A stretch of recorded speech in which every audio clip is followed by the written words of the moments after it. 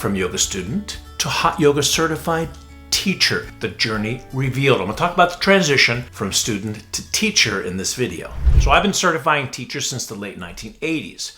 I started my condensed, intense training in 2003. So over 20 years now, I've been certifying yoga teachers, and almost every single application that I've received, I'd say 80% at least, people say they want to give back what they received. That's why they want to become a teacher, because it's helped them so much in their lives and they want to pay it forward. Now, I'm an expert in hot yoga. However, these points and these tips can apply to any type of yoga, and that's really brings us to the first point. You got to find a certification program that teaches the style of yoga that you're into, the style of yoga that you're passionate about, the style of yoga that inspired you now to become a teacher.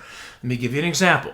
I was doing a teacher training program, had to be like 18 years ago, and somebody found a job in the Bahamas in some big luxury resort to become a yoga teacher, and they needed a certification. They had taught exercise, but they wanted to get the certification, so they came to my teacher training program with like a week's notice right before the training started, because it was the most convenient for them, but it wasn't the type of yoga that they were used to. It wasn't the type of yoga they were into, because there's no such thing as just yoga.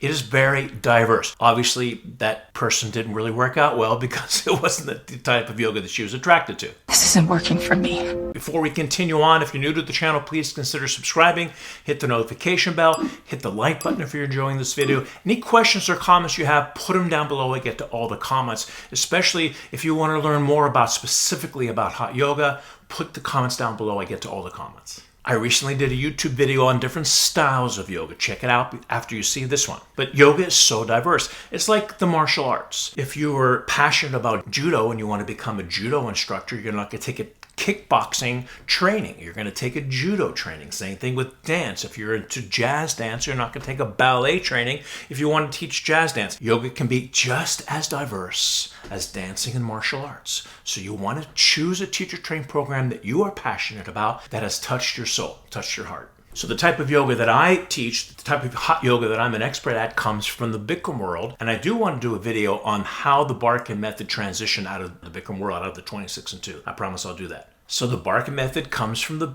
Bikram yoga world. Bikram's teacher was Vishnu Ghosh. Vishnu Ghosh was really the modern day founder of this particular style of yoga. That's really the foundation of where I come from. And if you're interested in doing a teacher training program with me, I put links in the description below. We'd love to have you join the family. We do level 1 teacher training programs and level 2 and 3 teacher training programs, or the way the Yoga Alliance describes it, a 200-hour certification or a 300-hour certification, which will then allow you to be a 500-hour teacher. That's the higher status up. And one of my big suggestions is to find a teacher training program where the head instructor has lots of years of experience. I've been practicing yoga for more than 42 years. I've been teaching yoga teachers, like I told you before, since the late 1980s. You want to find somebody who's established, that knows what they're doing, because interestingly enough, somebody could do my teacher training program this year and next year do their own teacher training programs. Was that somebody you'd want to really learn how to become a teacher with? Just because it's in your neighborhood, or just because it's maybe less expensive or more convenient,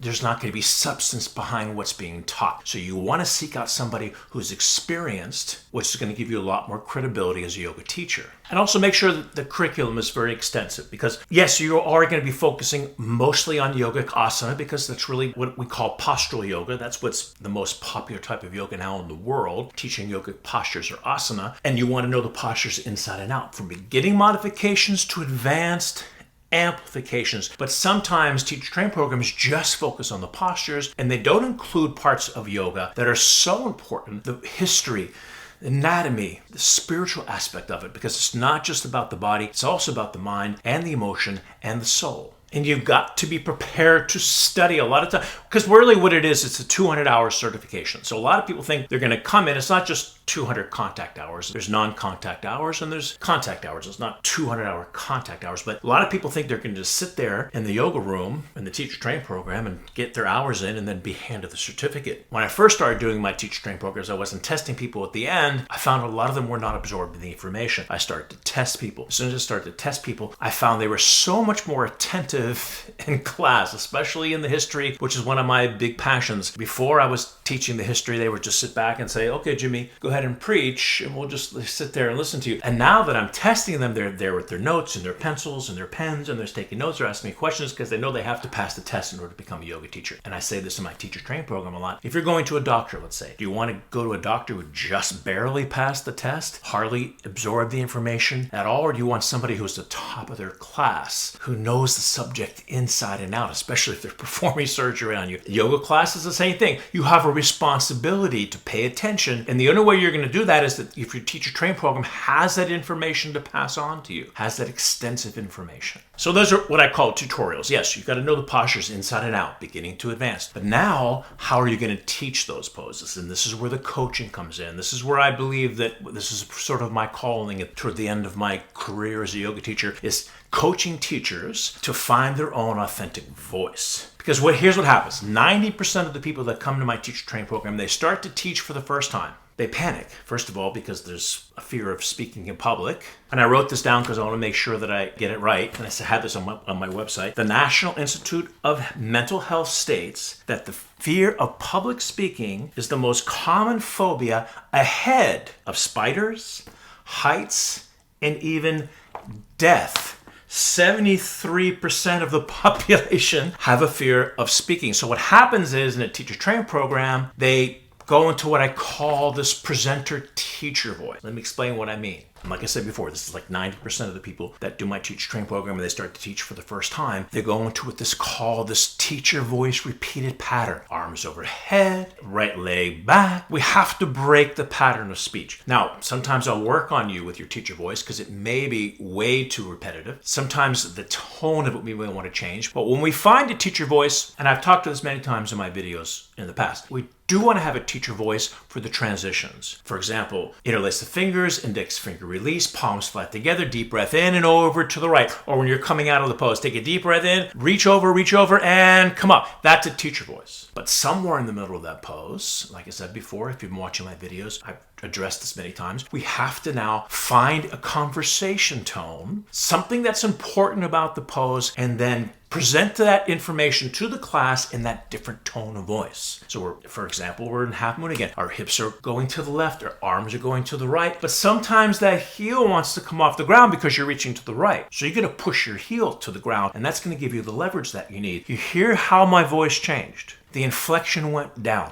And that's what I'm going to help coach you with. And when you're seeking out a teacher training program, make sure you're going to help coach you so you can find your own authentic sound and tone, your unique authentic voice. And I've mentioned this many times in my videos. History is a big passion of mine, especially when I started my condensed teacher training programs in 2003. I made it my responsibility to become what they call a Jnana Yogi, the path of wisdom, understanding intellectually the subject. For example, a lot of people, modern day times, believe that modern yoga comes from a very powerful sage 2,000 years ago named Patanjali, who compiled the Eight-Limb Path, and this is where our yoga comes from, and I disagree. Patanjali was an extraordinary influence in the yogic world, but the way we practice yoga, in the invariant, especially in the hot yoga world, an intense yogic asana, which also will relate to the Vinyasa world and the Krishnacharya world, meaning Ashtanga and Vinyasa, which is not part of our lineage, but also intense asana, that comes from the Hatha yoga world. Hatha yoga came 1,000 years after Patanjali. Definitely was inspired by Patanjali, but Patanjali was different.